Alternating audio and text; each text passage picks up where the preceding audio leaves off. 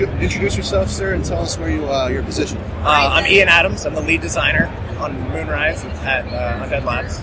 If you could encapsulate Moonrise's premise in sort of a 30-second synopsis, like I know it's like an animal battler, strategic combat. How would you describe it in terms of your pitch?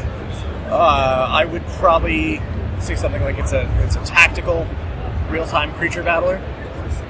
It's a very, very quick-moving game where you have creatures, you're traveling around, you're recruiting more people to your team, you're building them up, leveling them up, teaching them skills.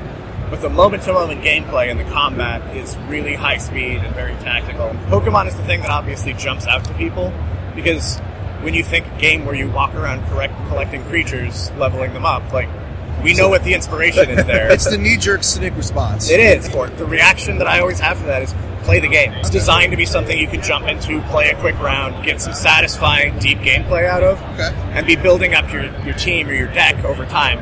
But always built around the idea that you can play real quick. Okay. You can also spend 2 hours playing. We've got the metrics on the test data to prove that there's plenty of people who want to sit down and play this game for 4 or 5 hours. Almost like stretches. chess or checkers, depending on how you want it. Yeah. What do you guys actually use to develop for Moonrise? Engine-wise? Yes. We're building out of Unity, actually, which is part of why, at least on the technical side, it's very easy to be on multiple platforms.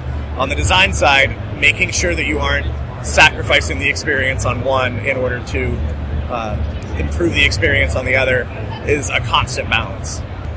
When it comes to source control and stuff like that, I guess, like, what do you see as your biggest technical side when it comes to developing, your biggest technical overcome?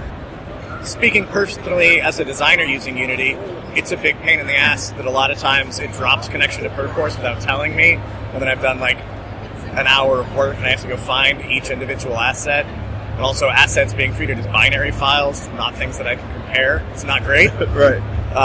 But beyond me, I'm sure there are other people who have plenty of technical concerns. I would definitely say that at this point, the upsides of Unity have outweighed the negatives. As far as then play style from mobile to PC, since you have a mouse and keyboard when you're playing on your PC and you don't have those same type of controls when it comes to mobile, I guess how did you really, like, from a design standpoint, come at it to try to give the same experience without having the same kind of inputs?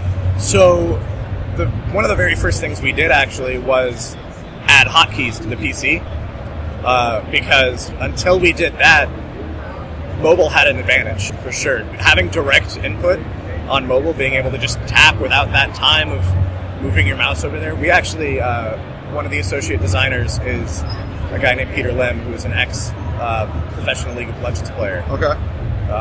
And he was one of the very first people to start going, like, my APM is down on PC right now. We have to take care of this. He is also one of the people right now who swears up and down that he is as competitive on one platform as the other.